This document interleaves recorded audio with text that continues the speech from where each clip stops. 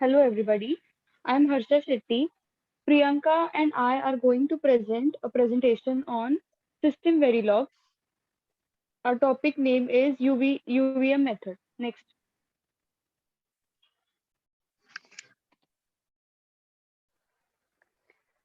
So first we'll see introduction. UVM, that is Universal Verification Method, is a standard to enable faster development and reuse of verification environments and verification IP throughout the industry. UEM is mainly derived from open verification methodology and is supported by multiple EDA vendors like Synopsys, Candice, Mentor, and Aldac. The EVM class library like Synopsys provides generic utilities like configuration, databases, TLM, and component hierarchy, in addition to data automation features like copy, print, and compare. It brings in a layer of abstraction where every component in the verification environment has a specific role. For example, a driver class object will be responsible only for driving signals to the design, while a monitor simply monitors the design interface and does not drive signals to that interface. Next. So this is the test bench block diagram. First, we will see top module. So here, top module is in test bench SV. Inside the module, we have couple of things: device under test and interface. To connect to interface, we need a virtual interface, which is basically a handle, which is like a pointer to the interface. On the verification side, we will use an interface. Then then to start a run test, which is a UVM method, then it does UVM phasing and it dumps waves. Sequencer runs a sequence which sends transactions to the driver. Next.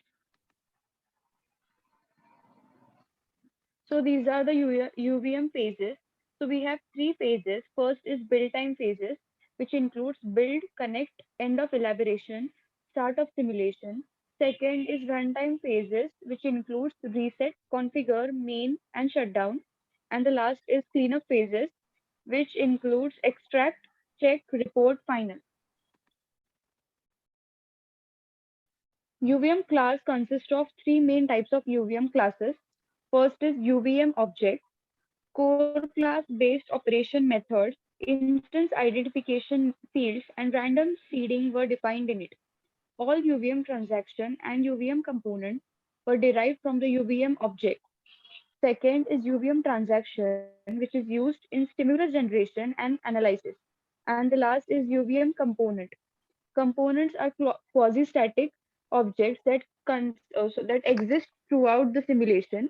Every UVM component is uniquely addressable via a hierarchical path named example env.agent.driver. The UVM component also defines a phase test flow that components follow during the course of the simulation. Each phase is defined by a callback that is executed in precise order. The UVM component also defines configuration, reporting, transaction, recording, and factory interfaces. Next. Now Priyanka will continue. So this is the code for the UVM Hello World. First, this is the testbench.sv. It includes UVM macros.svh. Also, the top module that contains the DUT and interface, and this module starts the test. That is a module top import UVM package, import my test bench package, and with that also the initial begin of the place the interface into the UVM configuration database and the dump waves. So let's see the design. So this is the code for the design of the UVM Hello World, and here is the module DUT, that is DUT if diff import UVM package and end module. So this is the output of our program, which is a hello world. And in this case, here we got the received command 1, address 0 into D7 and data 0 into 32. It will be shown on the waveforms. Here we can see the command line on the D7. So this is all about the UVM Hello World simulation. Advantages of UVM, modularity and reusability. The methodology is designed as a modular components to enable reuse at different levels of verification and across projects. Simulator independent, the base class library and the methodology is supported by all simulators, and hence there is a no dependence on any specific simulator. Sequence-based stimulus generation. There are several ways in which sequences can be developed, which includes randomization, layered sequence, virtual sequences, etc., which provides a good control and rich stimulus generation capability. Last, factory mechanism simplifies modification of components easily. Creating each component using factory enables them to be overridden in different tests or environments without changing underlying code base.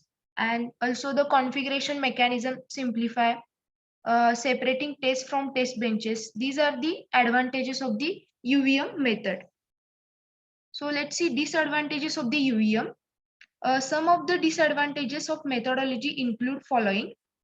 First, steep learning curve means for anyone new to the methodology, the learning curve to understand all details and the library is very steep.